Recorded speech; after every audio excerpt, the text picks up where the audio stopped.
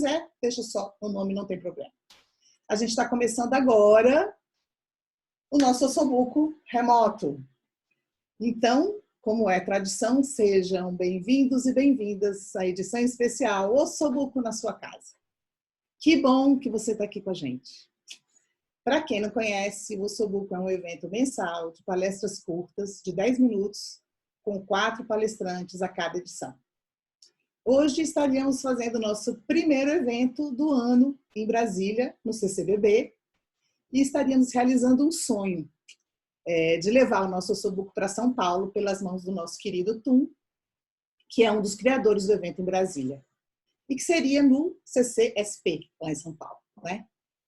Bom, a pandemia e o consequente isolamento social, como forma de diminuir a velocidade de contágio do coronavírus, acabou nos trazendo para cá hoje. E aí, resolvemos trazer o Ossobuco para a sua casa, diretamente das nossas casas. Eu, Elô, a Denise, a Nana, o Vinícius, o Tum, queremos agradecer a oportunidade de, mais uma vez, usarmos nosso Ossobuco como uma plataforma de ideias e experimentos. Pensamos e trabalhamos muito para fazer essa transmissão da melhor forma possível, mas estamos experimentando e fazendo, tudo ao mesmo tempo. Por isso, contamos com a ajuda de todos para fazer com que este evento remoto consiga trazer aquele calor humano tão rico que os nossos eventos presenciais nos trazem. Acreditamos que todos e todas têm uma boa história para contar. Esse é o nosso lema e o que nos move há 10 anos, você acredita? Estamos completando 10 anos de existência em 2020. Então, eu peço uma salva de palmas para todas as pessoas que já passaram por aqui, organizando, colaborando, apresentando, assistindo. Obrigada, valeu, Ossobuco! Bom, a gente chegou aqui com a mesma vontade que moveu o Tum, o Dani, o Leandro e a Marcinha a testar o formato no quintal da casa dos pais do Leandro há 10 anos atrás. Afinal, estamos com o mesmo frio na barriga ao trazer nosso evento para uma plataforma digital. Será que vai dar certo? Bom, vamos começar e responder essa pergunta lá no final. Queria pedir para a Denise, por favor, explicar para a gente os detalhes da nossa transmissão e como que a gente pode tirar o melhor proveito desse encontro, para a gente poder escutar ativamente as pessoas que estão falando e ter a maior diversidade possível. Fala, Denise. Que responsabilidade, hein, Elô?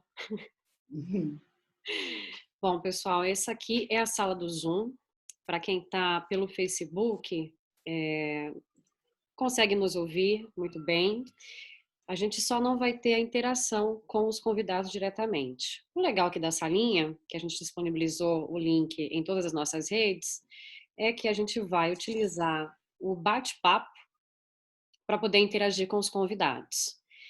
Isso facilita e organiza, porque a gente tem bastante gente numa vídeo só. Então, a gente vai dar a palavra aos convidados e, eventualmente, convidar algumas pessoas.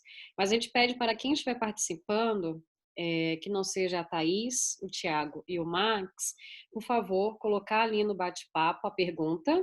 E, para ajudar mais ainda, escrever para quem é. Se é para todos, escreve para todos a pergunta, ou Thaís, né, e faz a pergunta. Nesse momento, o Tum e a Nana vão coordenar e coletar todas as perguntas e passar para a Elô, tá? Por acaso, se alguém não for respondido, a gente vai fazer essa pergunta para os convidados e mandar depois. Vocês, para quem não é familiarizado com o Tum, vocês vão poder acessar, deixa eu ver se eu consigo compartilhar minha tela.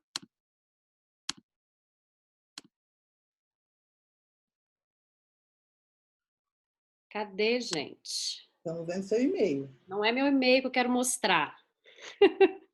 Ele interrompe, não me mostra a tela. Vou interromper aqui. Então, eu vou guiar vocês. É na barrinha de baixo do Zoom, mais para o cantinho direito, tem lá bate-papo. Se você clicar, vai abrir o bate-papo. Podem mandar alô, olá, escrevam, se expressem, fiquem à vontade.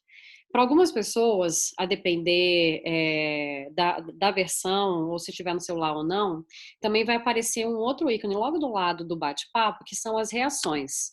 E aí vocês vão poder parabenizar, dar palmas, ou concordar com alguma coisa.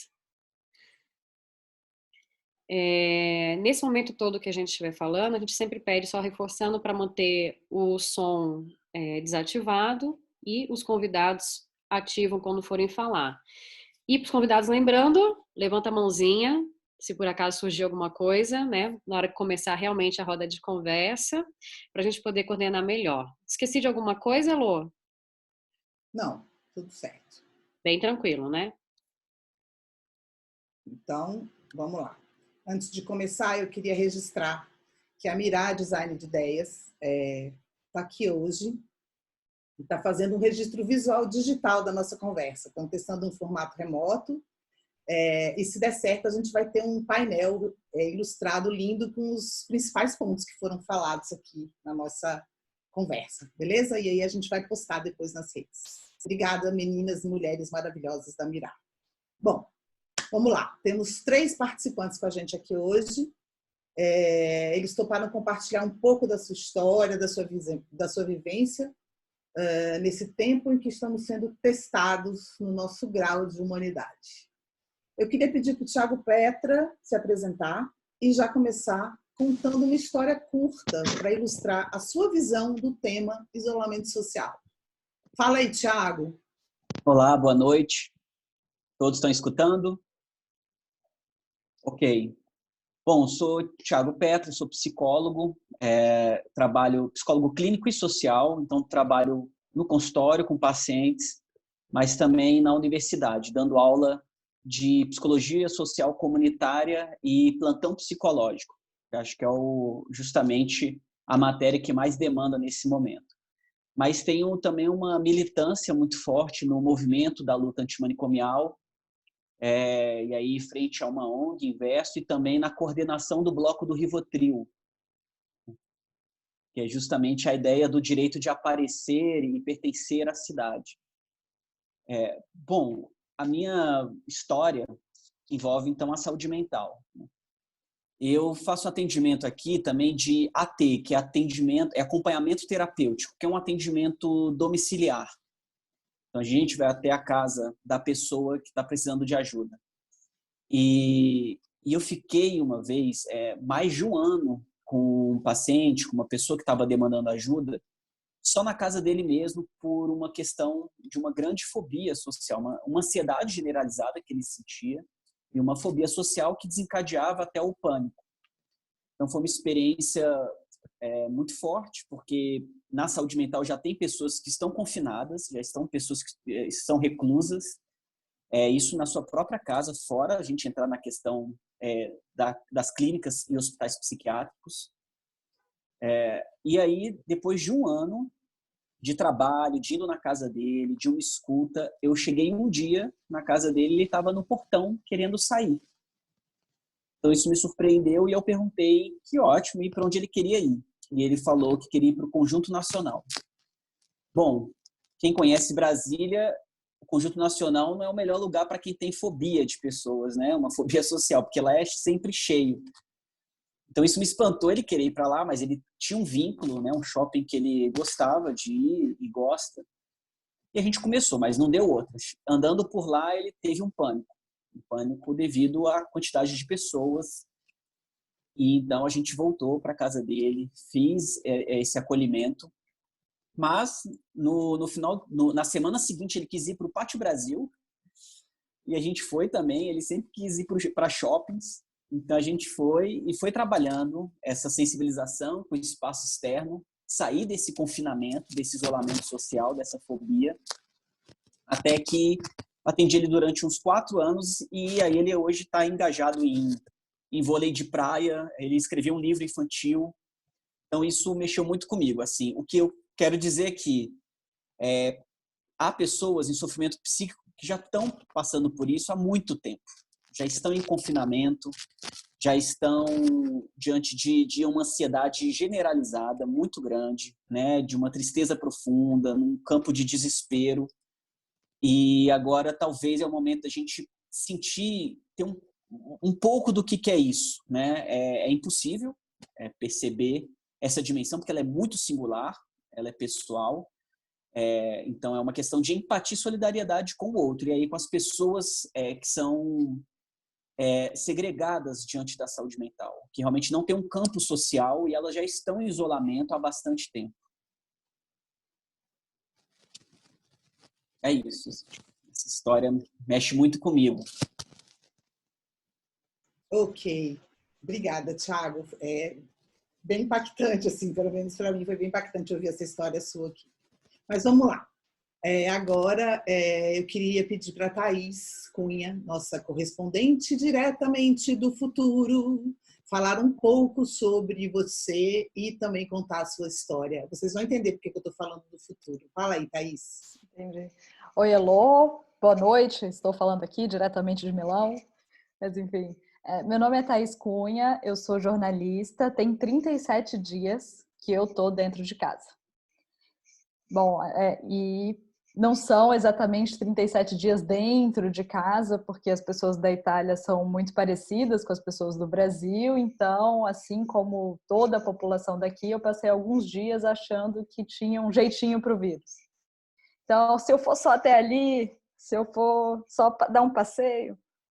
A diferença é que quando o nome Covid-19 chegou aqui, a gente achava que era só um problema da China e que ia passar logo. A gente teve a fase de negação, igual eu estou vendo essa fase de negação no Brasil. O problema também é que cada notícia era muito chocante, cada notícia era um eita. Então, cancelaram jogos de futebol, a gente já ficou eita. Jogos de portões fechados, eita. Aí teve escola fechada e, de repente, eu, sem ter que escrever nenhuma matéria, estava acompanhando coletiva de imprensa meia-noite para descobrir que era para ficar em casa mesmo. Então, eita virou a palavra do ano aqui em casa e foi tanto eita que a fase de negação passou e a gente chegou a um desespero, sim. Então, a gente acompanhava rádio, TV, jornal e Twitter ao mesmo tempo. E enquanto a gente estava fazendo isso, o Brasil estava pulando carnaval. Então, se a gente não fazia a menor ideia do que estava acontecendo, eu imagino vocês. Eu queria muito falar que eu estou vindo do futuro e que a gente vai viver uma história igual, mas não é exatamente assim.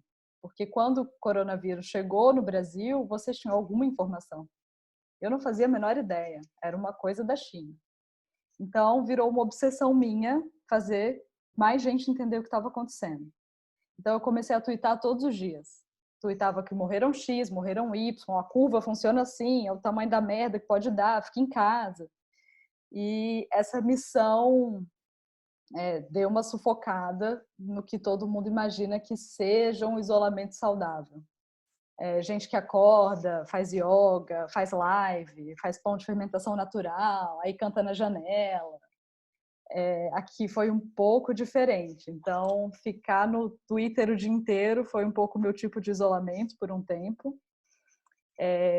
Eu imagino que o Thiago vai falar um pouco sobre a importância de ter uma rotina. Eu quero muito aprender, porque eu vou confessar que nesses 37 dias eu ainda não encontrei exatamente a minha rotina.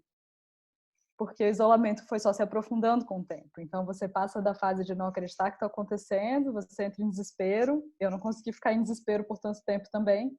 Então, você entra num estágio meio que nada é muito legal e você também não se desespera tão fácil. Então, no início eu pensava um pouco que o isolamento podia ser, sei lá, meu estado natural da arte, né? Meu jeitinho, eu sempre fui aquela pessoa que gosta de ficar em casa. Então, a primeira fuga da realidade eu acho que passa por romantizar esse momento, né? Falar que, porque Shakespeare escreveu Rei Lear durante a peste. E assim, a gente... Foda-se, né? Ele não tinha Twitter, ele não tinha o grau de incerteza que a gente tem e a gente está num momento muito diferente. Então, é muito difícil, eu acredito, para todo mundo, buscar recurso dentro de si para uma situação que nunca aconteceu antes. Isso nunca aconteceu com ninguém. Na peste bubônica não era assim. Não tinha live no Instagram de todo mundo. Você não sentia culpa porque você não estava fazendo yoga. Então não tinha quiz na internet para você optar se você era a favor da saúde, da vida ou da economia do país. Não tinha. Então, eu acho que é muito difícil, eu venho do futuro para dizer que é muito difícil aceitar que a gente está em um grande momento de que a gente tem que pensar que nunca antes da história do mundo uma coisa assim aconteceu. Então, eu acho que esse é o primeiro passo para aceitar o que vem pela frente. E aí, o que eu posso dizer desse futuro agora mais informado e depois dessas 1000 tentativas de novos hábitos, são poucos que entram na rotina de fato.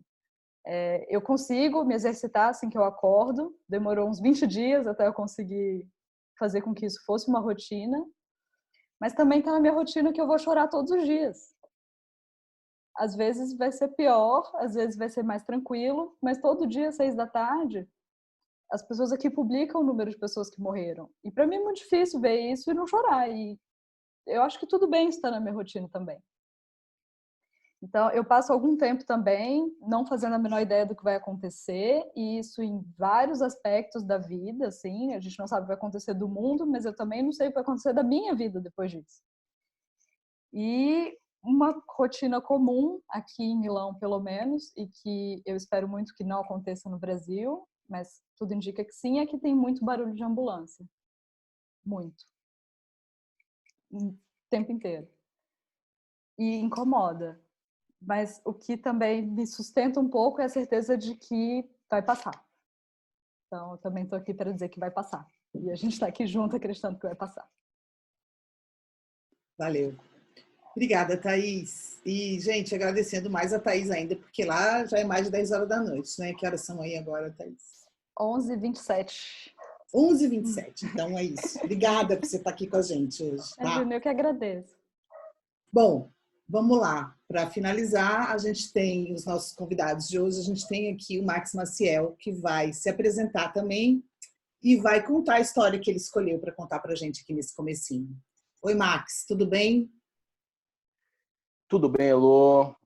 Primeiro, agradecer mais uma vez pelo convite, dizer que eu estou sempre à disposição do Ossobuco. Parabéns pelos 10 anos. Estou falando aqui diretamente de Ceilândia, que é uma cidade do Distrito Federal, né? Uma das primeiras experiências de remoções de favela no Brasil. O nome de Ceilândia vem de Centro de Erradicação de Invasões.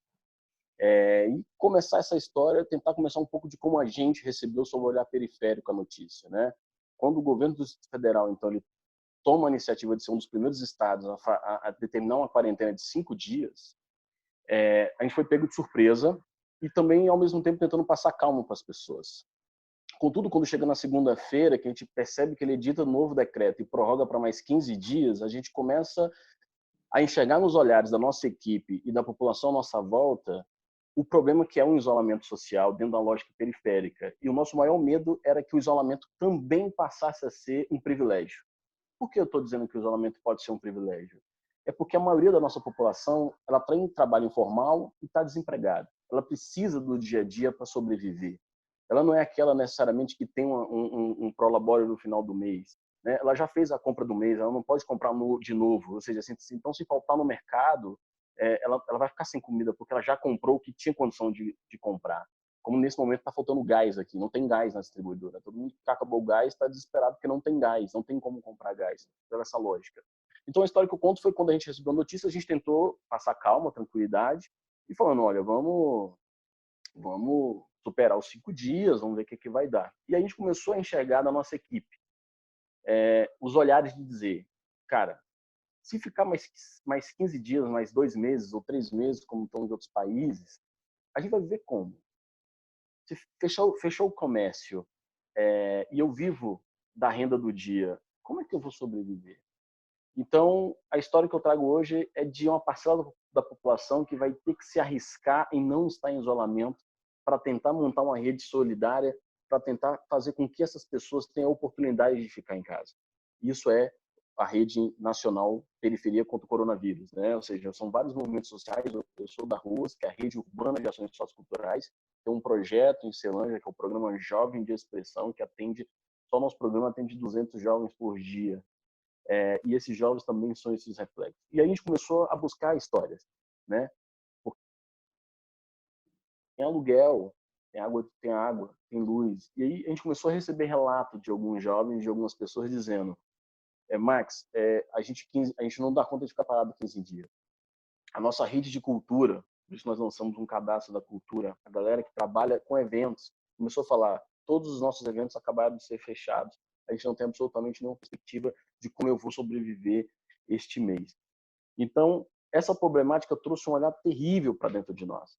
Primeiro porque, de fato, a doença não está localizada nas periferias, ela veio de uma lógica centro, ela está concentrada em determinados locais, e a gente entendeu que o isolamento seria importante nesse momento para fazer com que ele não chegasse em nós. Então, nós temos vários desafios aqui. Primeiro fazer com que essa população que precisa da renda do dia a dia fique em casa. E segundo, entender do porquê que não é importante sair. Por quê? Ceilândia hoje tem 2 casos. Nós temos uma população de 400, 600 mil pessoas. 400 oficialmente, 600 mil das não oficiais, porque nós temos uma série de outras aglomerações e crescimento desordenado do solo na nossa cidade. Qual é a lógica? Se na estatística você compara 400, 600 mil pessoas com 2 pessoas, há uma proporcionalidade que você possa dizer que está razoável. Para nós, nenhuma vida é razoável. Para nós, cada vida conta. Nós estamos há anos dizendo que a morte da juventude negra conta. Para isso, nós estamos lutando para que as pessoas mudem as políticas de segurança pública, mude a lógica de equipamento esportivo e de ações. Quando a gente fala da violência contra a mulher, a gente quer que a Lei Maria da Penha se estabeleça no território. Quando a gente está falando do Covid, a gente está falando que fica em casa. Então, cada vida conta. E qual é o problema? O problema é que mais de 60%, 70% das pessoas que moram aqui trabalham no plano piloto. Então, se a gente tem 2 pessoas só aqui, e a maioria trabalha na região central, que concentra 61% dos casos, o isolamento faz todo sentido, porque nós vamos fazer nosso povo ir até o centro, se contaminar e voltar para suas casas, espalhando em larga escala nos nossos territórios. Então, isso provocou muito choque para a gente dizer, olha, infelizmente nós não vamos poder ficar isolados. Nós vamos ter que dividir nosso tempo entre o isolamento da família, mas também montar uma rede solidária que faça com que aqueles possam de fato ficar em casa, porque eles não têm condição de ficar em casa. Eles vão querer ir para a rua. E a gente fica muito preocupado quando tem falas não responsáveis, né? São falas irresponsáveis de pessoas que dizem que está na hora de voltar. A gente diz aqui, estamos dizendo o tempo todo, que não é papel nosso da população salvar a economia, mas é papel do Estado salvar a gente. Então a gente vai lutar para que isso seja feito da melhor forma possível. Então essas histórias impactaram a gente. Ambulantes, trabalhadores da cultura, pessoas que vivem de bico, a própria rede de desempregados do nosso território, que são vastas. Quando a gente fala de saneamento básico, gente, nós não estamos falando de saneamento básico na época de Covid, não. O Brasil está lutando por saneamento básico há anos, há milhares de anos. Ou seja, é um problema que eu acho que colocou tudo em choque. Sabe? Nós vamos ser outros, com certeza, depois dessa crise. Mas, sobretudo, a gente vai precisar rever muita coisa. Rever que, de fato, precisa de políticas de assistência social e de saúde nos territórios, que falar sobre saneamento básico não é privilégio, é necessidade do que nós estamos dizendo agora. Nós temos aqui, por exemplo, o bairro de Santa Luzia, que foi outra demanda que chegou para nós, não tem água. É uma comunidade dentro da cidade estrutural aqui. Então, como é que a gente fala para as pessoas lavar a mão se ela não tem água em casa para lavar as mãos? Então, as histórias que nós estamos trazendo aqui, há um olhar maior do que a Covid está trazendo nesse momento. Nossos territórios têm pouca ausência de infraestrutura de saúde pública, então aqui vai ser o colapso de chegar. E esse isolamento ele é necessário, mas para ele ser necessário, nós vamos precisar dessa rede de vocês, da rede de todo mundo que tem condição de colaborar, que colabore, que apoie aquele que você conhece, que você acredita, e que a gente possa fazer a diferença. E que a gente torça para que a gente fique aqui, né, numa torcida de 30 dias no máximo. Porque se for mais do que isso, a gente vai precisar de um esforço maior de sociedade para enxergar essa problemática que já está dada. Então, um pouquinho do que eu queria trazer para vocês de reflexões e do que nos motivou a entender esse momento agora, que não está sendo fácil para ninguém, nem para nós. Porque a família da gente cobra, né, fica em casa. Aí a gente falou, a gente infelizmente não vai poder tomar essa decisão. A missão que a gente tomou é de encarar isso como uma realidade. Então, enquanto eu estou falando com vocês aqui, nós temos nesse exato momento, online agora, mas estava à tarde de forma separada, não aglutinada, as pessoas organizando uma lista. Nós já estamos com mais de 5 mil famílias aqui cadastradas e que nós vamos lutar. A gente está fazendo um ranking, né, de prioridades, obviamente. Infelizmente, não dá para a gente ter atendimento, mas nós já estamos cadastrando mais de 5 mil famílias que estão em precariedade e que a gente vai, de alguma forma, tentar apoiar o máximo possível, seja com Vale Gás, seja com ajuda de custo. Nós vamos criar um fundo agora também, Então, essa é a história para vocês. Espero ter contribuído e a gente vai para um diálogo aí. Valeu. É isso aí, obrigada, Max. É isso mesmo, contribuiu muito. Você sempre contribui muito. Bom, gente, é o seguinte: quem já tiver perguntas para os nossos convidados, pode ser para um, para dois, para três, para todo mundo, por favor, já pode fazer via chat. Vou colocar sua pergunta por escrito. E eu vou começar perguntando, tá? Eu queria fazer a minha primeira pergunta para a Thaís. Thaís, Milão começou negando a necessidade de isolamento social, com o prefeito lançando uma campanha Milão não pode parar. Uhum. O governo federal aqui no Brasil, quando eu estava escrevendo esse roteiro, ele estava lançando uma campanha igual, o Brasil não pode parar. Uhum. Agora ele diz que a campanha nunca existiu e tal, mas, enfim, a gente viu algumas coisas que rolou, né? O que você nos conta dessa experiência aí, né, dessa primeira fase de negação do governo para com a sociedade, e como isso evoluiu e como está a cidade hoje? Sim. Teve essa campanha realmente, Elô, no início, ali em fevereiro, e ela durou muito pouco tempo, porque, enfim, as pessoas começaram a morrer e começaram a aparecer vários decretos de isolamento e essa história evaporou. Mas uma coisa que eu acho muito importante na hora de fazer essa comparação, saíram várias matérias comparando, Milão é o centro da crise, é que é muito diferente você cobrar isso de um prefeito que recebeu um vírus na hora que ninguém sabia o que era e que era só uma coisa da China. Isso é muito diferente de um governo que tem o mundo inteiro agindo de uma forma e ele acredita que tem que agir de outra. Então, eu acho que a gente tem que tomar muito cuidado ao comparar a negação desses governos, né? Durou muito pouco tempo essa campanha, o comércio tinha esse medo de não ter a ajuda do Estado para conseguir sobreviver, então eu lembro na época que tudo fechou, passei na frente de uns restaurantes e de umas lojas e tinha cartazes do tipo, a gente não fechou nem na guerra, a gente vai fechar agora por causa de uma histeria coletiva. E realmente no início foi muito difícil convencer a população e os governos da seriedade disso. O negócio é que quando você tem, e agora essa semana, quando você tem 12 mil mortos na conta, você começa a pensar diferente. Então, eu espero muito que tendo informação e vendo isso acontecer aqui, o Brasil pense que o que são 12 mil pessoas morrendo por uma doença. É bem... Agora, a realidade já está posta de uma forma muito dramática, né? É diferente porque Milão foi antes e vocês não tinham ainda essas informações que hoje, como você falou, agora a gente tem, né? É isso mesmo. Gente, podem fazer perguntas, já estão chegando as perguntas, já a gente passa para as perguntas de vocês, mas agora eu queria fazer uma pergunta para o Max. O Max, você já falou um pouco, mas eu queria saber como esse isolamento social especificamente está afetando as periferias. A gente sabe que a desigualdade social já existe, já é uma questão a ser enfrentada no nosso país há bastante tempo, né? Agora parece mais trágica, quase que colocando uma escala de valor na vida humana.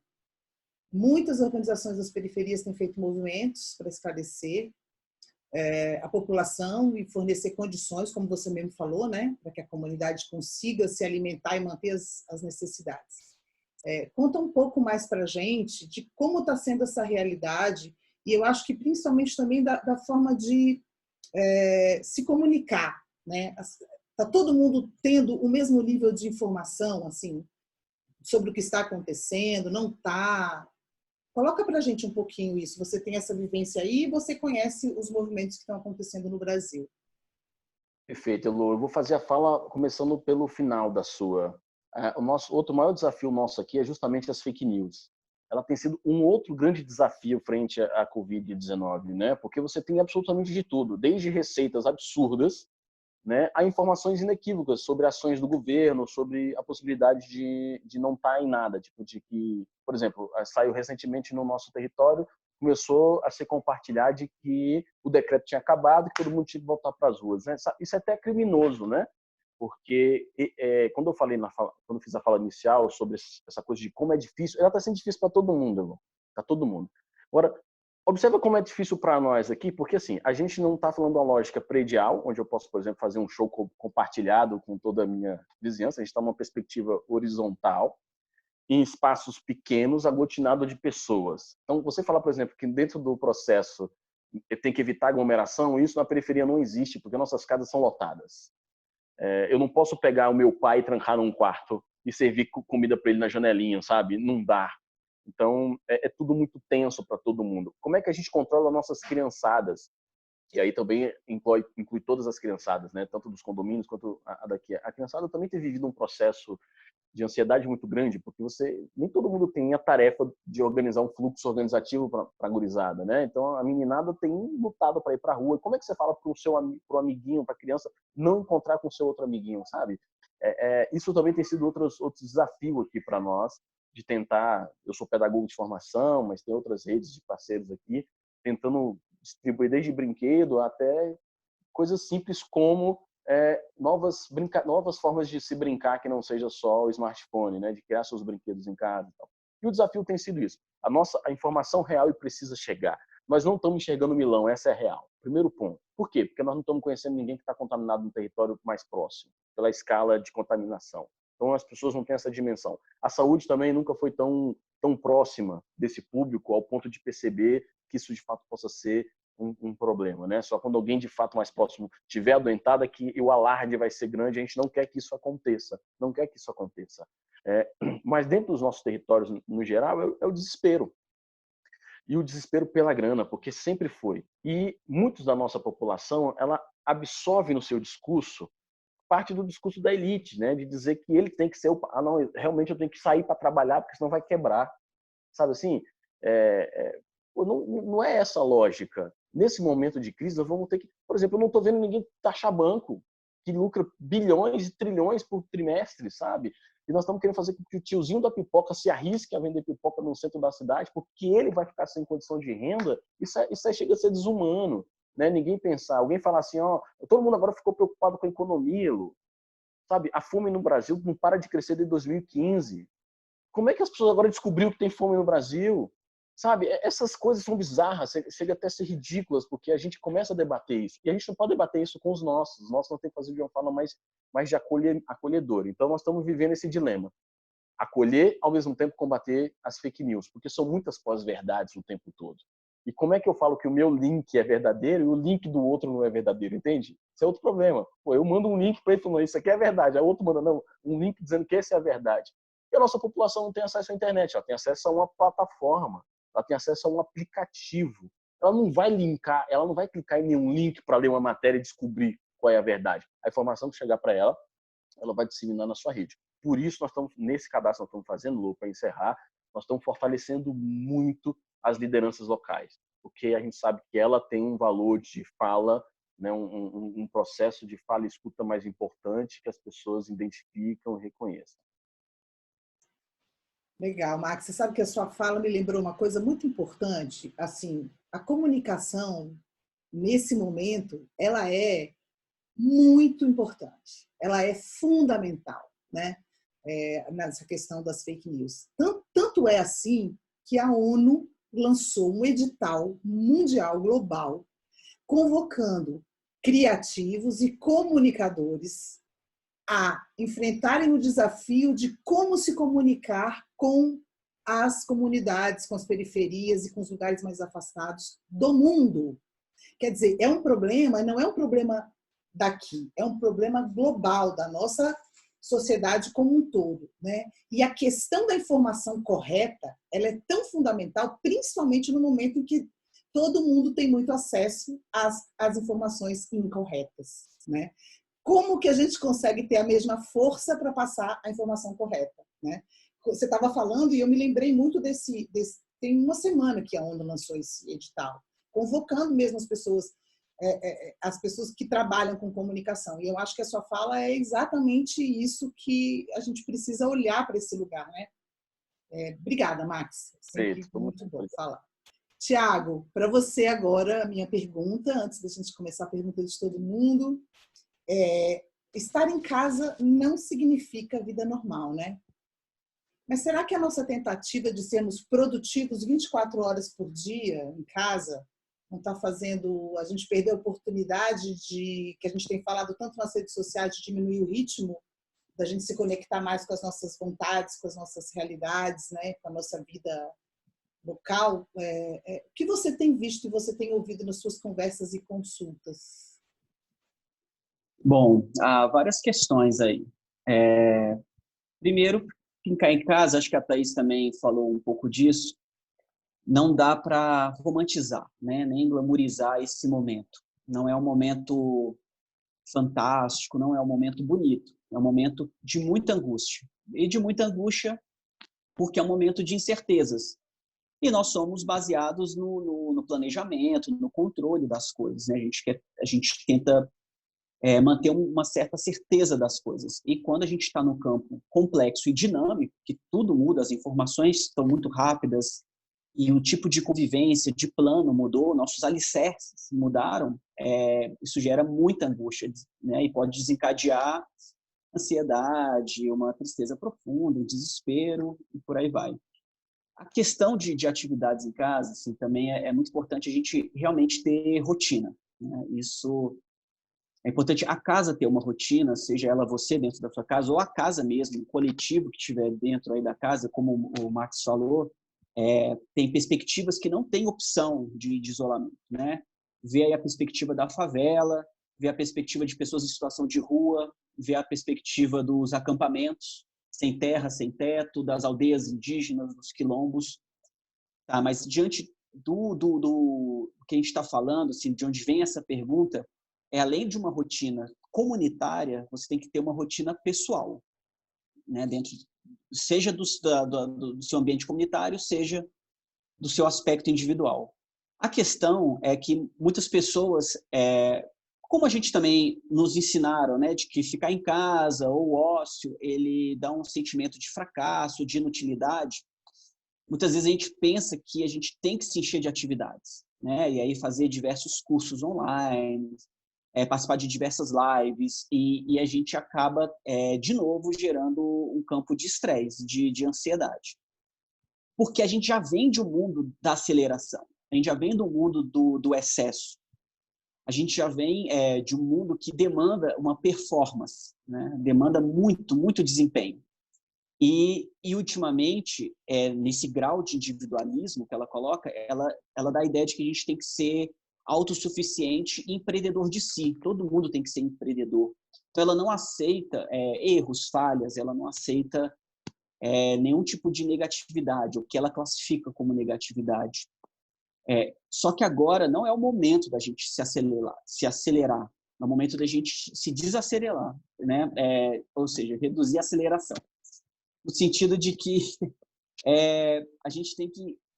não é um momento de muita cobrança, não é um momento de muita exigência.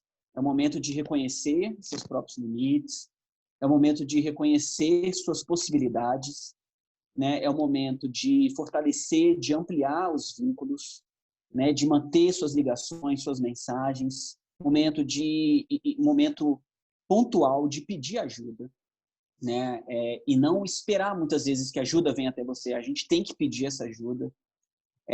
Realmente está se ampliando muitas questões para a gente.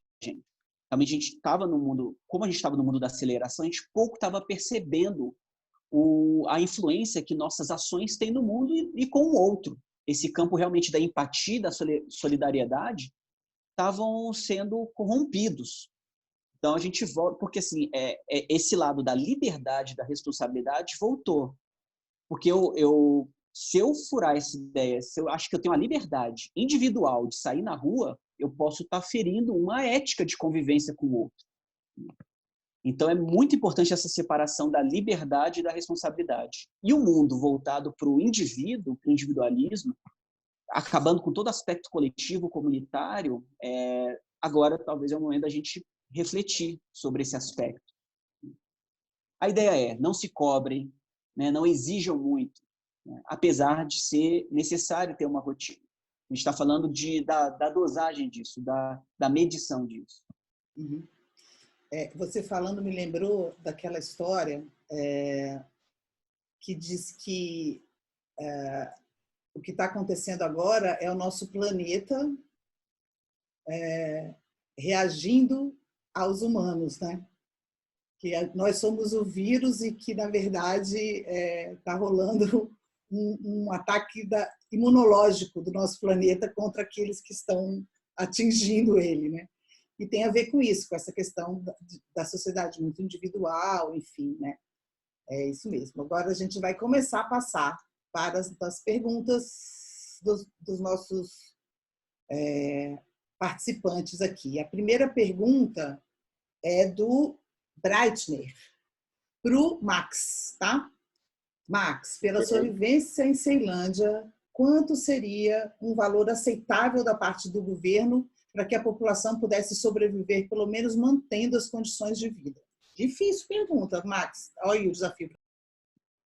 É complexo, mas a gente já tem debruçado sobre isso, Elo. E salve, Breitner, gratidão pela pergunta, irmão, valeu mesmo. A gente já temos um tempo dialogando sobre isso pela rede do Renda Básica, né? A gente defende o Renda Básica antes desse processo todo, ou seja, a gente defende que, além das políticas públicas que os estados incluem e permaneçam para nós, a gente tenha que a população... Isso é distribuição de renda, então estamos debatendo aqui distribuição de renda. E a nossa defesa sempre foi R$ 1.200 por pessoa, não por família, né?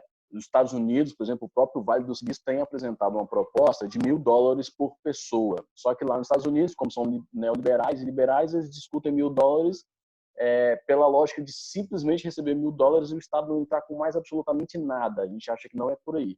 A distribuição de renda de R$ 1.000 ou R$ 1.200 por pessoa, além, obviamente, do Estado manter o que a gente acha que é, de fato, a presença do Estado em todos os territórios. A proposta que está encaminhada, inclusive, no Congresso, ela partiu dessa luta dos movimentos sociais, porque é importante a gente lembrar que o governo federal apresentou uma proposta inicial de R$ 200 apenas. E não para todo mundo, né? Foram R$ 200 para alguns setores. Além de ele apresentar apenas R$ 200, ele apresentou uma medida provisória que cortava contratos de trabalho por 4 meses sem nenhuma penalidade para o contratante. Então, assim, a gente pensa que está um pouco razoável. Foi o que aprovou, passou no Senado, agora nós estamos lutando por uma regulamentação eficiente. E a nossa luta vai ser, a partir do momento que a gente entendeu que é possível transferir renda, porque se a gente tirar os 29 bilhões por mês que a gente paga dos juros da dívida, não estou nem falando da dívida, não estamos nem discutindo a dívida ainda, estamos discutindo os juros da dívida, são 29 bi que o governo paga a mês para, no final, 6 famílias do mundo. Então, a gente acha que, por exemplo, esses 29 bilhões de renda, além de... Eu acho que, na verdade, Lu, para encerrar assim, esse era o momento da gente fazer um pacotão do povo. Um pacotão do povo. Taxar fortuna, lucros de dividendos, taxar herança, estabelecer um critério racional de renda. É um absurdo o mundo ter bilionário. Não faz sentido alguém ter bilionário. Não faz sentido o dono da Amazônia, que é bilionário, fazer vaquinha para pagar direito trabalhista que ele não quer pagar. Essa é a realidade da complexidade que está dada do momento hoje. Então, Brito, assim, a gente pensa que foi aprovado 1.200 por família, no caso ali, né, R$ 600 dependendo de quem atende. A gente pensa que nesse momento é um avanço desde já, mas nós estamos na luta sempre. Obrigado pela pergunta. A próxima pergunta vai para a Thaís, e veio do TUM. Aconteceu algum tipo de ajuda em dinheiro para a população por aí também, Thaís? Sim, alguns tipos de ajuda, Elô. Eu não estou muito localizada na notícia agora, eu posso cometer alguma imprecisão, mas tem um decreto que chama Cura Itália, e esse decreto saiu logo do início da crise, que foi para ajudar as pessoas financeiramente mesmo, e ele incluía algumas coisas além da ajuda em dinheiro para os autônomos, que, se eu não me engano, era de €600. Breitner, me corrija aqui nos comentários se eu estiver errado. E aí, o que aconteceu foi que, além dessa ajuda em dinheiro, teve voucher para família com filhos, de 50% do salário, voucher de supermercado de €25, e toda hora sai um decreto novo a respeito disso. O discurso do primeiro-ministro aqui é sempre no sentido de que ninguém pode perder o emprego por causa do vírus. Desde o primeiro momento em que tudo se fechou, ele tentou garantir isso lá. E eu vejo essa diferença em relação a favorecer as empresas, que é uma coisa que está acontecendo muito no Brasil, e favorecer a própria população. Teve isenção de impostos para empresa que tinham um faturamento abaixo de determinado valor. E aí esse primeiro decreto valia para março, para abril vai ter outro. Então, eles estão toda hora trabalhando nisso. Ok, é importante a gente também ter essa informação, né?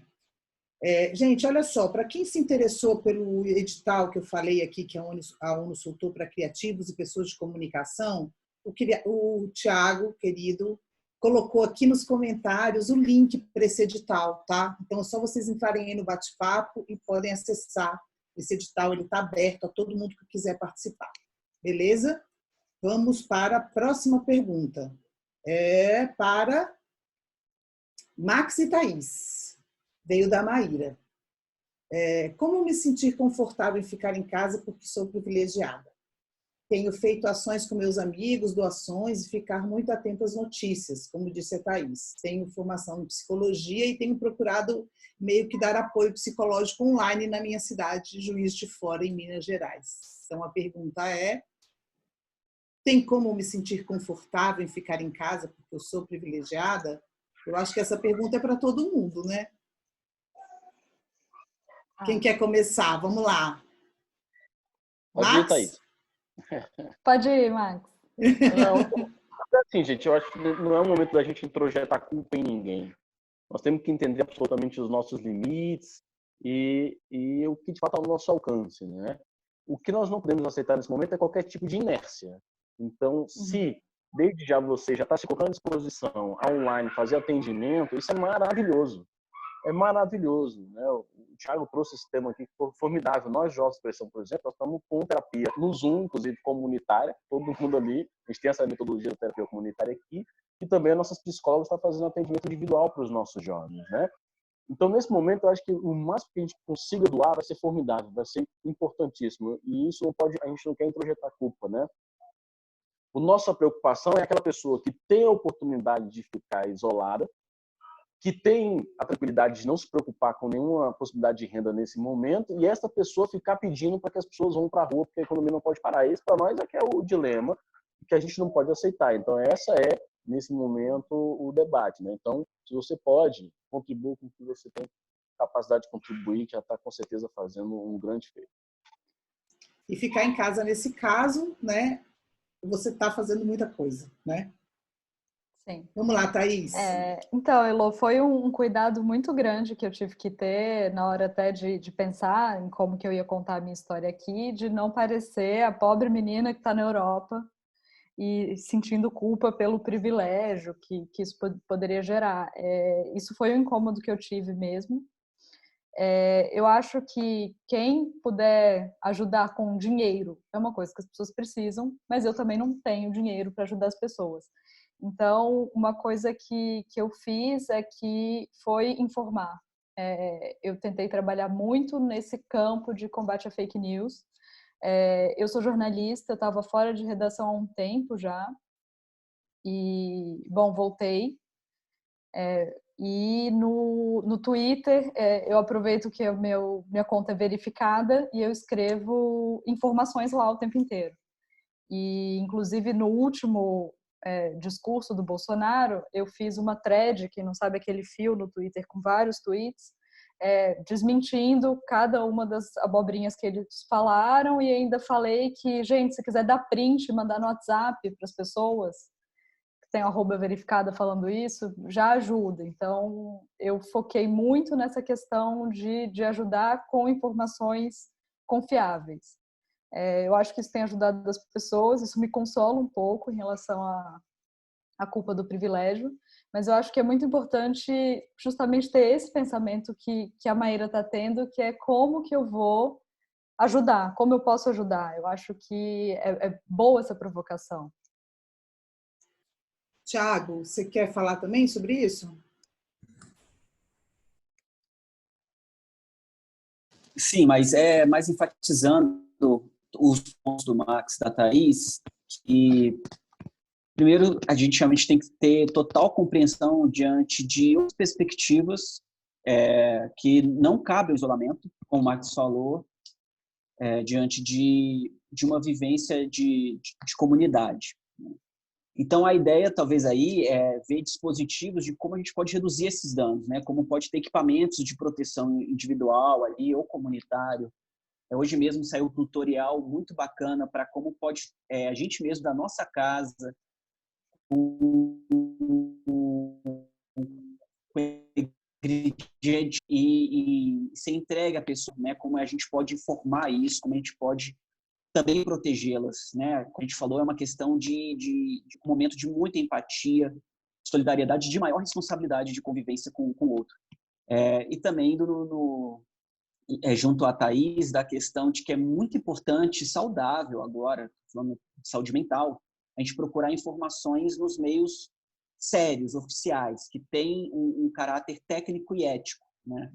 Porque o excesso de informações também é muito prejudicial nesse momento. Isso gera, um fator estressor e que gera bastante ansiedade. Então, realmente, tirar um pedaço do seu dia, um momento do seu dia, para se informar, mas pelos meios oficiais, né? Os meios que mantém um total respeito, seriedade e até dignidade pelo com o outro e com a informação. Reforçando, né?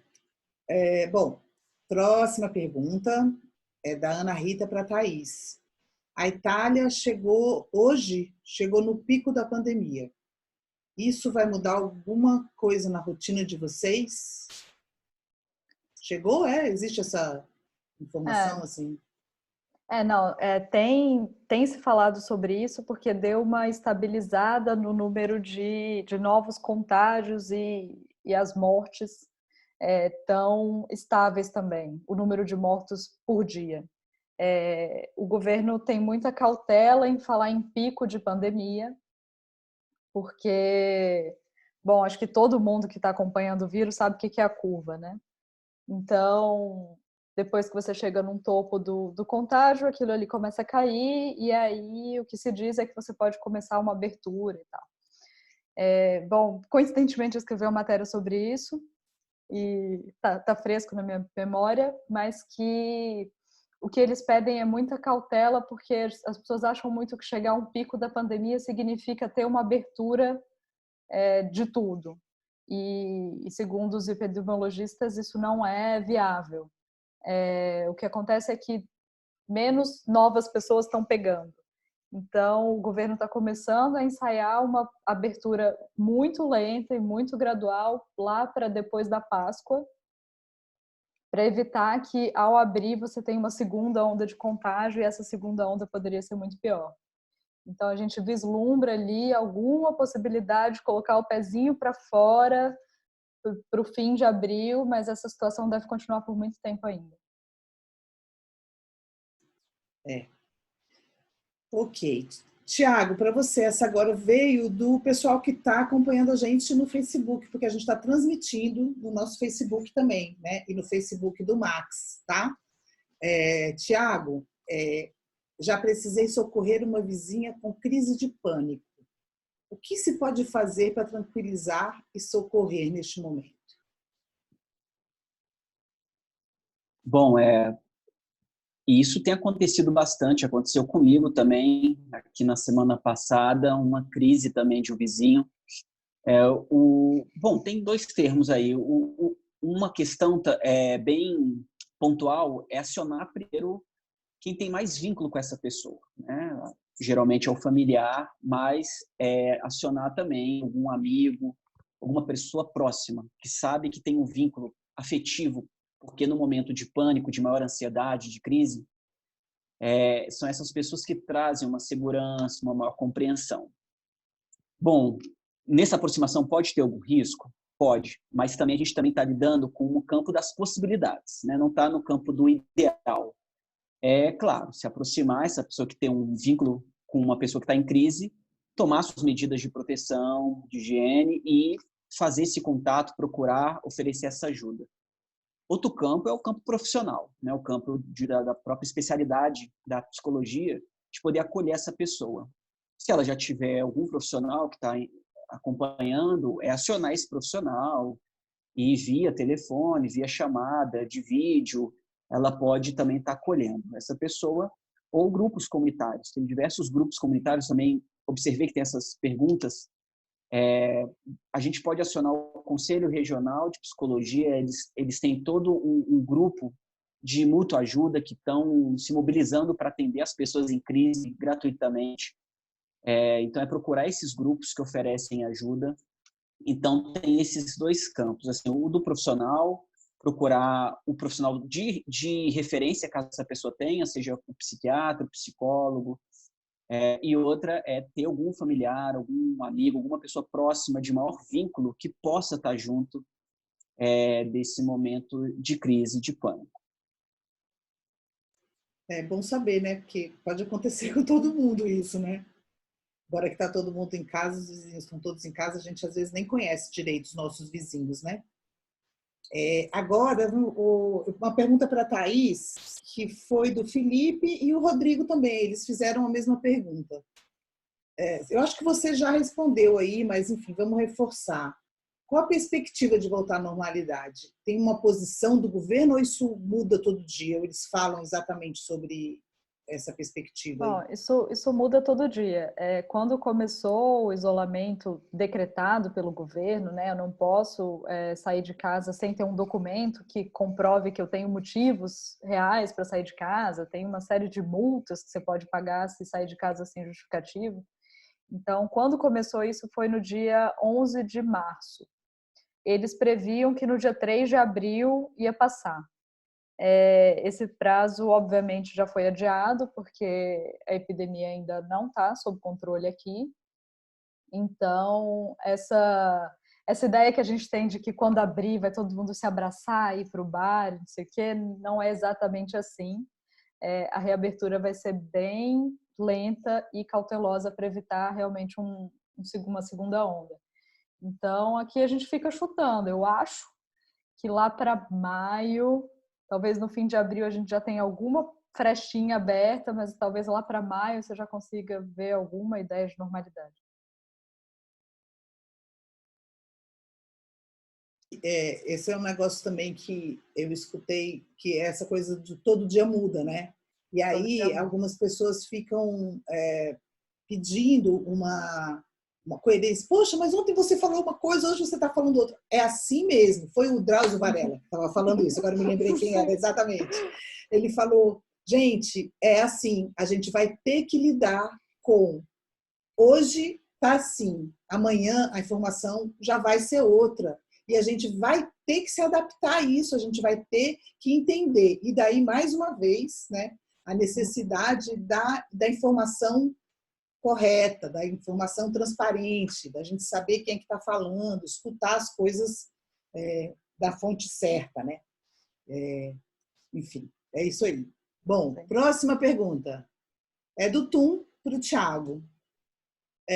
Thiago, queria que você comentasse sobre a relação entre solidão e solitude em tempos de isolamento físico voluntário. Bom, olá, Tom, e todos. Bom, agora as coisas estão muito misturadas, né? Antes a gente conseguia falar disso de uma forma mais separada, dicotômica, assim, né?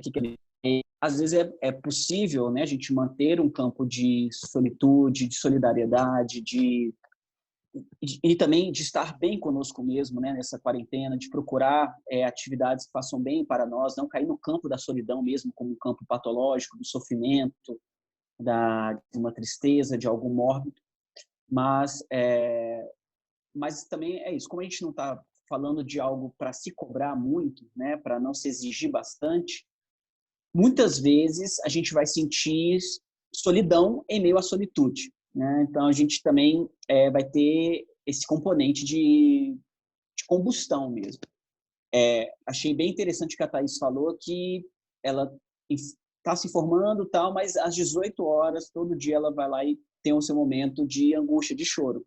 Então é isso, a gente vai ter momentos de autocuidado, momentos de procurar estar bem conosco, de dispositivos de poder ligar para as pessoas, saber como as outras pessoas estão. Também é bom a gente identificar quem são as pessoas da nossa rede que tem uma maior fragilidade, quem é que precisa mais de ajuda nesse momento. A gente sempre fazer um mapeamento disso, dessa rede, e poder entrar em contato com elas, né? Tentar fazer uma questão de equidade aí, né? De tentar ajudar os mais necessitados, de saber como você pode ajudar, que ajuda você pode oferecer, que tipo de conversa, se é uma conversa mais distraída, se é algo mais pontual. Mas, ao mesmo tempo, você tem que lidar com a sua própria solidão. Então, é uma situação que realmente está mexendo com todos, de um autocuidado, de saber como a gente ser mais ativo e acolhedor e amparar os outros na nossa rede que precisam mais de ajuda, os mais necessitados, ao mesmo tempo que a gente também precisa de cuidado. A gente também tem que tomar ter muita atenção com o cuidado dos cuidadores. A gente tem falado muito dos psicólogos, dos enfermeiros, dos médicos, mas e quem está cuidando dessas pessoas, né? Essas pessoas também passam por suas próprias angústias, pelo seu próprio sofrimento, e essas pessoas, o campo da saúde, ele está sobrecarregado, né? Creio que o campo comunitário, da ação comunitária, de todo esse mapeamento, e o campo da saúde, ele está bem sobrecarregado. Então, a gente está no campo da exaustão. Como ajudar o outro, como se ajudar, e é um fator fundamental para a reflexão. Tiago, deixa eu emendar porque tem a ver com isso. A Luciana perguntou se você conhece alguma rede que atenda em valores sociais e tal, de psicólogos para atender pessoas de baixa renda, enfim, que precisem. Se você conhece alguma, eu acho que essa pergunta vale para todo mundo. Quem quiser colocar aqui alguma referência, né, de rede de psicólogos, de psicologia e tal, que fazem atendimento social, por favor, coloquem aí. Mas, Tiago, pode falar. Sim, vai também ao encontro do que eu tinha respondido antes, de que é bom procurar o seu conselho regional de psicologia, né? Se for um atendimento psicológico, procurar que são melhor sobre coletivos, que pessoas estão oferecendo esse serviço. Porque, de algum modo, a gente também tem que tomar cuidado com que profissional está cuidando agora, né? Assim como tem a fake news, também tem a fake news do cuidado, né? Então, que pessoas estão oferecendo essa ajuda? Então, é muito importante a gente ter esse amparo do conselho. Segundo, sim, diversos coletivos oferecendo preço social, e até nem preço social mesmo, está oferecendo um serviço gratuito. Então, posso passar para você, Lu, para a equipe, alguns links que as pessoas podem estar procurando esses serviços, que diversas clínicas e profissionais, de forma autônoma, estão oferecendo esse serviço de forma gratuita. Então, você pode mandar para a gente. Controle remoto, vou passar para vocês. Pode Mas, passar assim, aí. institucionalmente é bom procurar o conselho, que eu também já vou passar o contato. Você sabe que você me lembrou de uma história que eu vivi. Vou contar uma historinha aqui, rapidinha. Quando a gente tem médico na família, ou psicólogo, né, psiquiatra, enfim, essas pessoas na família, a gente acaba recorrendo muito a elas, né? E aí, muitas vezes, a gente esquece que essa pessoa é da família, né? Eu tenho uma irmã que é médica, ela estava por aí, não sei se ela já saiu, e de repente eu me toquei que a gente estava acessando toda hora para tirar dúvidas e tal, e a gente não tinha se colocado, falar, cara, você é nossa irmã, imagina, ela é uma intensivista, ela fica em UTI, né? Então, enfim, ela é plantonista, ela fica nessa, só que pediatra. E aí, eu me lembrei de falar para ela, falei, caramba, você é nossa irmã, então na hora que você precisar, conta com a gente, né? Para chorar, para te acolher, para conversar, para contar e tal, porque a gente fica acessando tanto essas pessoas que são próximas a gente de um jeito técnico, digamos assim, né? Porque elas são médicas, psicólogas, etc., que a gente esquece que elas também são pessoas que estão vivendo aí os seus dramas, né? Eu acho que isso é muito importante. Fala aí, Eu queria Thiago. complementar, então, porque então a gente também tem uma questão pendular mesmo, porque, por outro lado, a gente tinha as pessoas que tinham total invisibilidade na sociedade e que agora, na quarentena, a gente está percebendo que elas são essenciais, como os profissionais da limpeza, né? Como as mulheres que trabalham em casa e agora elas estão, né, também nessa sobrecarga. Então, pessoas da limpeza, dos mercados, essas pessoas eram tratadas como objetos, elas eram invisíveis, né? A gente não tinha nenhuma questão afetiva com elas. Estou falando no campo geral, né? De uma opressão mesmo. E então elas agora estão se tornando visíveis, né? Estão tendo visibilidade. Mas, por outro lado, também tem os profissionais da saúde que eram considerados que são considerados os super-heróis, né? Que dão conta de tudo, que eles podem tudo. Então, é esse cuidado mesmo que a gente tem que ter com a invisibilidade das pessoas, mas também não ter uma gourmetização de outras pessoas, né? Achar que elas vão dar conta de tudo. Não vão, né? É sobre isso. Ok. Tem uma pergunta aqui para todo mundo. As outras já foram, já. Mas antes dessa pergunta, gente, estão pedindo para a gente fazer um panelaço aqui no final do nosso encontro e eu estou apoiando essa ideia. Então, vamos fazer uma coisa. Quem apoia essa ideia, manda um ok no chat. Ok, não, manda, sei lá, quero, que de quero panelaço, um monte de enche de aí no chat para a gente poder saber se a nossa ideia é boa de fazer panelaço aqui no final. Se todo mundo topar, a gente vai rolar o panelaço aqui no final da nossa live, tá? Mas, voltando para a pergunta e antes do panelaço, como vocês estão lidando com esse tema, com as crianças nas realidades de vocês? Pensando que todas essas questões de isolamento, da crise, dos problemas sociais impactam as crianças e é difícil saber como falar com elas. Essa pergunta veio da Elisa e eu entendo muito a questão dela porque ela trabalha com isso, né? Trabalha com a infância. E aí eu queria pedir para o Max começar falando sobre isso porque ele tocou nesse tema aí pessoalmente, que eu sei que ele tem, né? A filha. Oi, Érica? Você compartilhou sua tela com a gente? Alguma coisa específica?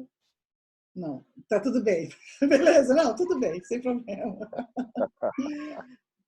Acontece, quando a gente fica apertando os botões aí, às vezes dá errado, não tem problema não. Mas então, Max, eu queria que você falasse aí sobre essa questão das crianças, né? E como é que é para a gente lidar com isso, com as crianças dentro de casa. Eu lembro que na época das férias, tem muita gente que já fala, meu Deus, vão chegando as férias, e agora? E agora que tem essas férias forçadas aí, que a gente não sabe nem quando que vão acabar? O que a gente está fazendo? E na nossa comunidade como um todo. Esse tem sido um grande desafio aqui, até porque essas férias forçadas, mas não tem como ir de férias, né? Não tem outro espaço. Você não pode levar num parquinho, você não pode organizar na rua uma atividade, você não pode descer pro play. Elas têm sofrido muito, assim. Eu não sou da área, né, da psicologia, como o Thiago, mas a gente, na pedagogia, a gente sempre trabalha essa perspectiva da interação, né? A criança é o momento dela, não só das atividades motoras, físicas, mas a interação faz parte do processo de crescimento humano. Nesse momento, você dizer para a criança que ela não pode conviver com seus amiguinhos, que ela tem que estar isolada dessa relação, é muito complexo, né? Porque nem só o virtual, por exemplo, minha filha, a gente tentou estabelecer, eu tô falando tentou porque já desregulou tudo, né? Horário de acordar, a alimentação ainda tem seguido, né? A gente tem feito atividades com brincadeiras, momento de tentar rever alguns processos, porque ela estuda em escola pública, então a gente tenta rever o que ela já aprendeu, ela tem 5 anos, né? O que ela já aprendeu para a gente tentar manter ali ativo e vivo, mas sobretudo fazer ela ocupar o tempo dela, né? Porque a criança nesse século XXI, sobretudo, ela enjoa muito fácil de qualquer coisa, né? Então, não é à toa que ela não quer mais televisão, ela quer o smartphone porque ela pode parar, pausar, mudar, sabe? Ela tem um controle na mão dela. Então, tem sido um grande desafio. E nos territórios, a rua é o espaço mais democrático. É na rua que se cria brincadeiras simples, é na rua que a gente resolve nossos conflitos, é na rua onde ali todo mundo pode usufruir. E essa rua também não está sendo espaço para isso. Então, o que nós temos orientado é tentar fazer com que alguns familiares tenham procurado mais nesse sentido, de difundir metodologias pedagógicas que vão desde criação de jogos manuais, de brincadeiras, assim, voltar um pouco do que foi, no caso, a minha infância, assim, né? De criar o próprio brinquedo, fazer ela passar um bom tempo dedicando àquela atividade laboral. Mas não só isso, né? Ela tem um momento de ver a televisão, ela tem um momento de dormir, ela tem um momento de não querer fazer nada naquele momento. Só que é isso, né? Você imagina, talvez isso na primeira semana seja muito interessante, mas você vai passar 3 meses. Por isso que talvez seja o momento da gente começar a discutir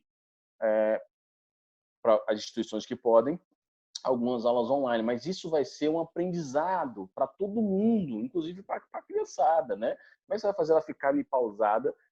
Tem que ser um processo pedagógico muito lúdico para fazer ela não querer pausar o vídeo do professor ou a atividade que a professora mandou e voltar. Então, tem um processo ali que nós vamos se rearranjar. Nesse momento tem sido muito difícil, muito difícil. Assim, o contato entre as crianças é algo que não está sendo impossível no território você controlar. Então, eles estão se encontrando sim na medida que podem, inclusive para as mães, assim, elas falam, não tem como.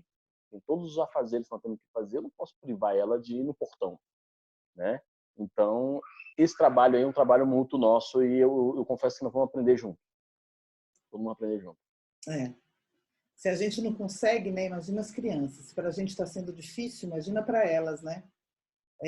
Tiago, e sobre essa coisa da conversa, hein? A gente... Como é que é essa história, assim? Você tem alguma ideia de como que a gente faz essa conversa com as crianças, assim?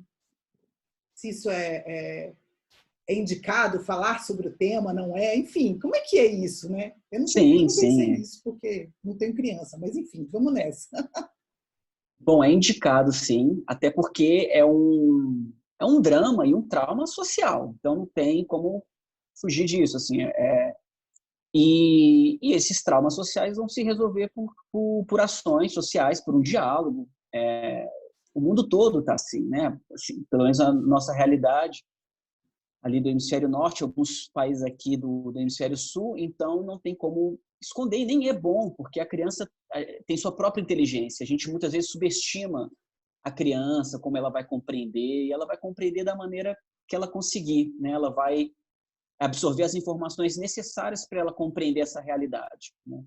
Claro, pode ter diversos métodos, pode fazer uma ilustração, né, uma brincadeira. Tem diversos aplicativos também, ou que ajuda a falar sobre isso com o público infantil. Mas é necessário falar, é essencial falar, né? Não é bom alienar a criança desse processo, fingir que não está acontecendo. Ela tem que participar também. A criança, ela faz parte da sociedade. E claro, realmente, o campo de convivência da rua, que é essencial, como o Max falou, ele agora realmente está excluído, né, do campo do brincar. Mas, se possível, através das brincadeiras, dos desenhos, falar disso e estimular mesmo a brincadeira. Através da brincadeira que a criança ela organiza suas angústias, ela organiza o mundo através das brincadeiras, né, da questão lúdica. Então, tem como sim falar. E, claro, também, se não, volto a dizer para não exigir que os pais têm que fazer aquilo outro, porque não é um momento que todo mundo está perdido. Tentar manter um rigor na hora de acordar, de alimentar, né? Talvez não é possível nesse momento, que está todo mundo vivenciando esse novo momento. É um momento até não de responder muitas perguntas, mas de fazer as perguntas, né?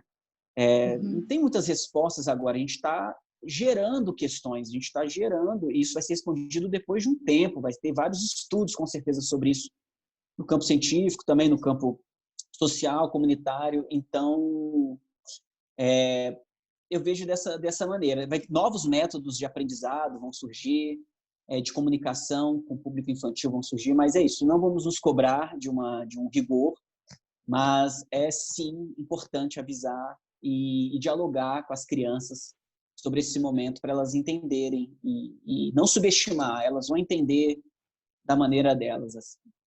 Uhum. E você aí, Thaís, no futuro, o que você conta pra gente dessa história?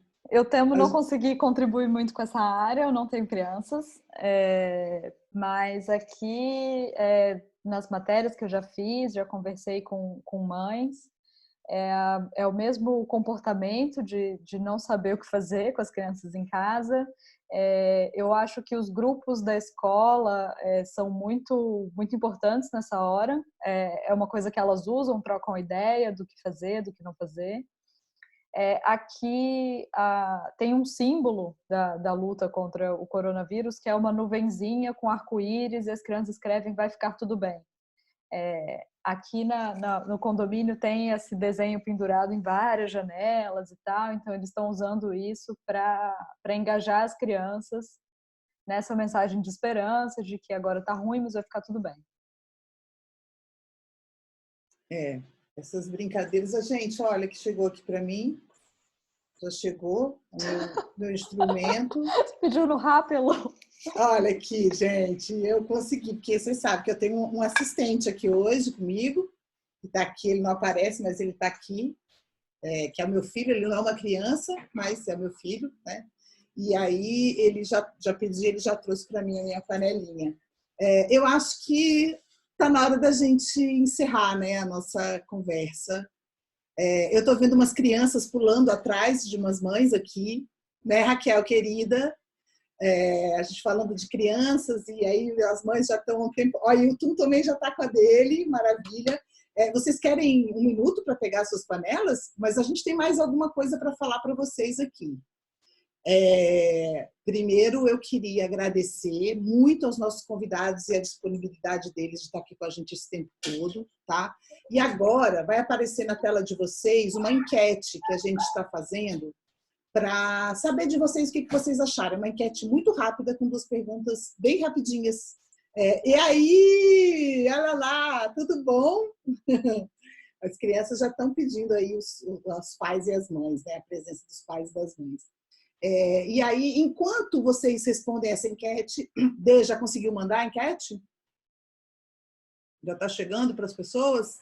Já chegou para mim. Enquanto vocês estão respondendo, eu vou pedir para os nossos convidados, cada um deles, dar uma dica para a gente sobre alguma coisa legal para fazer nesse tempo de isolamento social.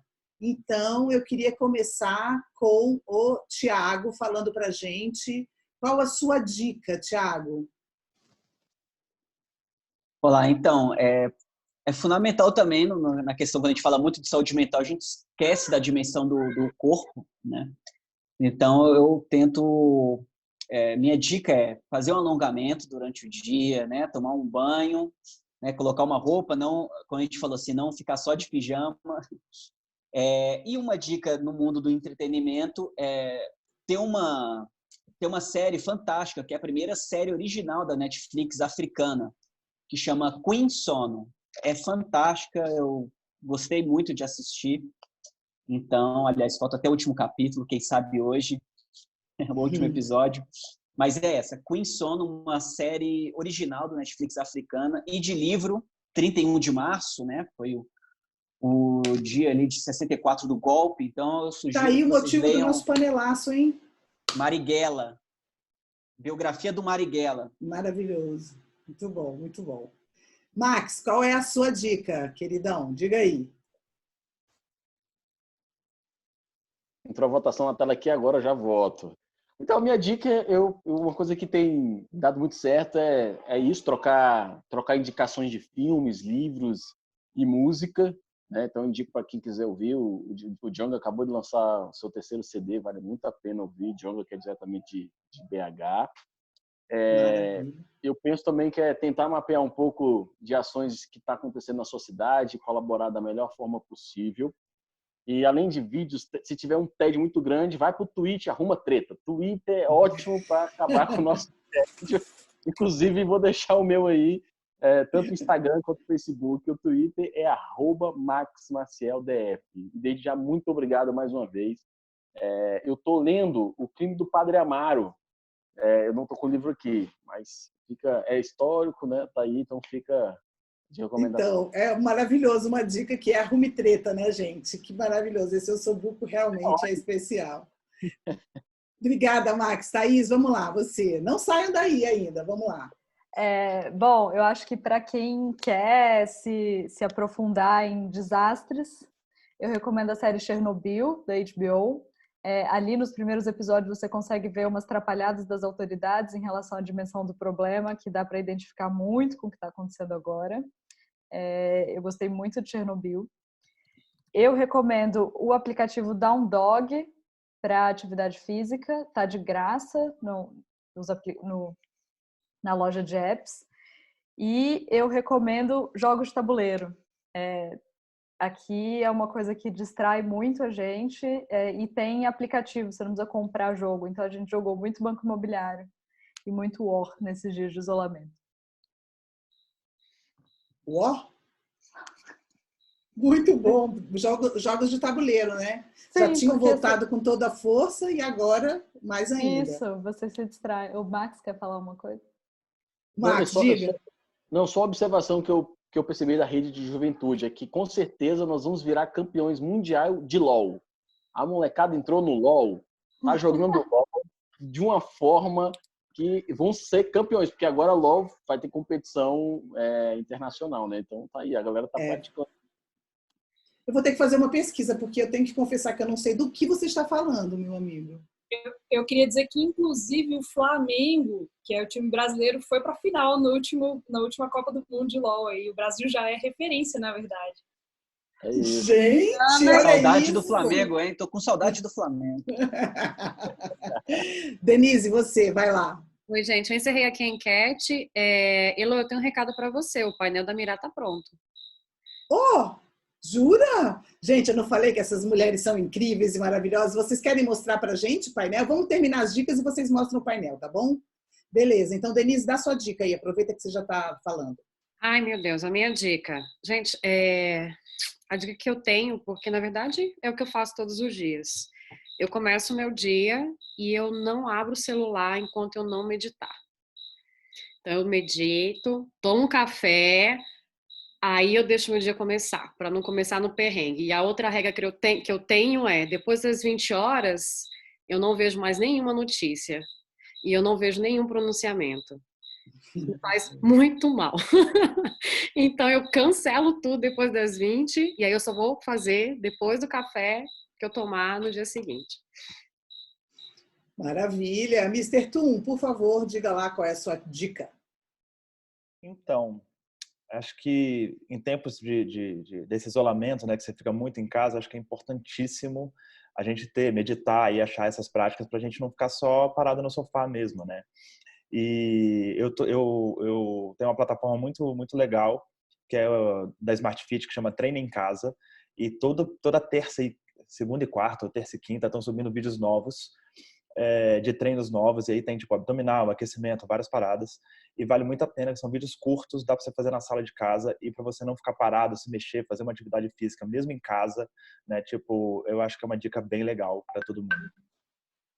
Maravilha. Nana, sua vez agora. Qual é a sua dica? Não vale o LOL, que já foi. Não é.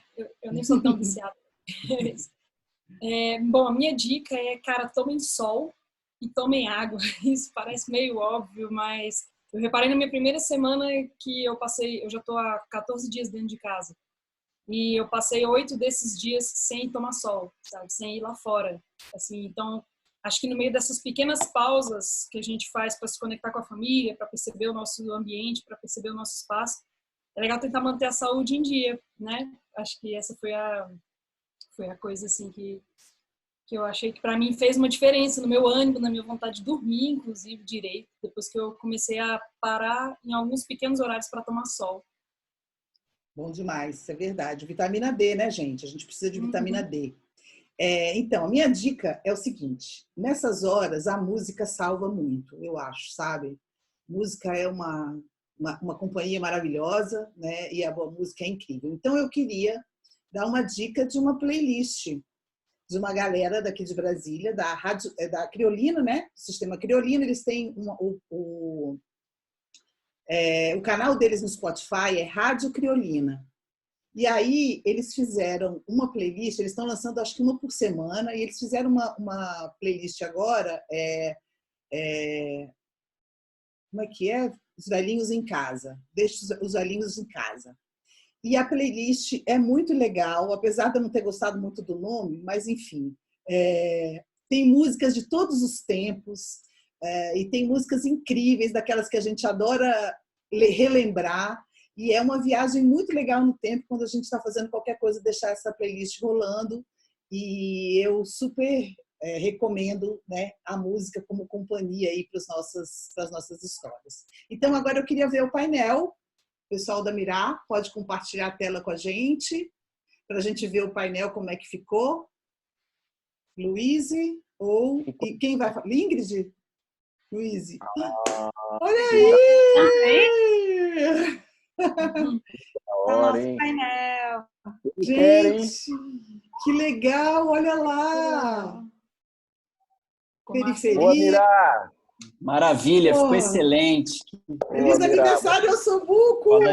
Bom ver isso. Gente, a gente vai colocar... muito bom, muito bom. A gente vai colocar isso nas nossas redes. Muito obrigada, gente. Que lindo, assim, é incrível poder contar com essa galera muito de Brasília, que realmente, vou te falar, viu? Comparece sempre. Que sensacional. Amei, muito bom, muito bom. E agora vamos voltar então para a nossa tela com todo mundo. O Mirá pode recolher o nosso painel e vamos fazer o nosso panelaço. Todo mundo abre os seus microfones e vamos terminar com um grande panelaço maravilhoso, agradecendo a presença de todos.